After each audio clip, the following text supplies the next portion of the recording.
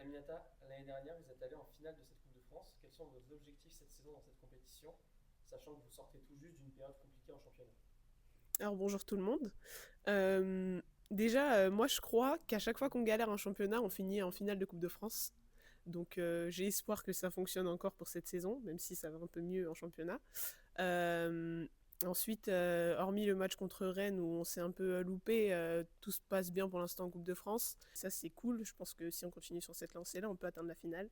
Et avec Léa Serdarevic ici présente, ce sera notre troisième finale de Coupe de France à Bercy. Et je pense que ça peut être une belle expérience encore une fois. Merci beaucoup. Léa, Oui, c'est moi. vous avez fait une entrée tonitruante face à Sambre cette semaine, permettant aux Lyon de prendre le dessus en début de deuxième mi-temps. Qu'est-ce que vous avez ressenti au cours de cette prestation et après la victoire?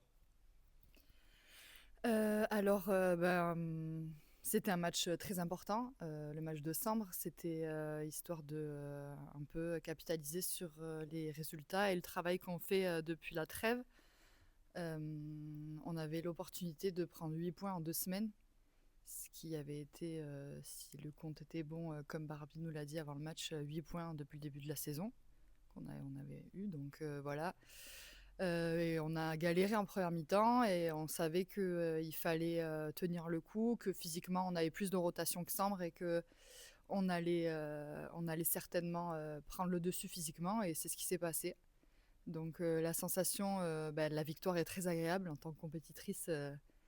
On est là pour ça, on est sur le terrain pour ça et rien d'autre. Donc c'est de la joie et de la satisfaction.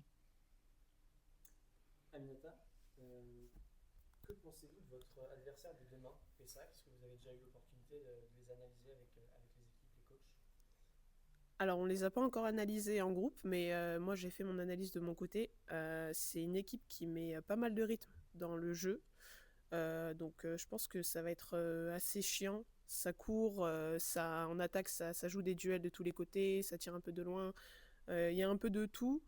Je pense qu'il va falloir réitérer la deuxième mi-temps qu'on a pu produire contre Sambre. Et je pense que ça devrait aller pour le match.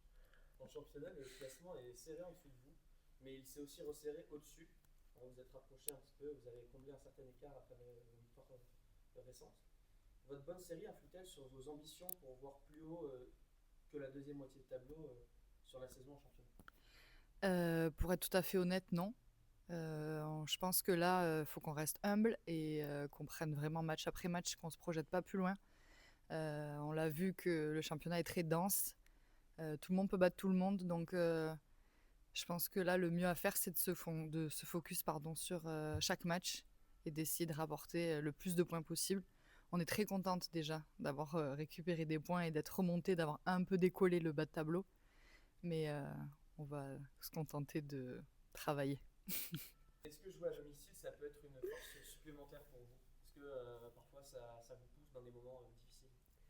Ouais, forcément, hein. Surtout quand on joue dans des money time, je pense que le public, il aide vachement à nous porter. Euh, Souvent, on a des enfants dans le public et moi, je sais que c'est quelque chose qui joue grave pour moi d'entendre les petits nous encourager et tout. Ça fait grave plaisir. C'est pour ça que j'adore le défi 4000 d'ailleurs. Et on a pu le voir samedi sur le match. Je pense que comment on a galéré à la fin, on s'est juste laissé porter par le public et tout le monde était hyper content à la fin du match. Enfin, ça fait plaisir de voir ces sourires là aussi.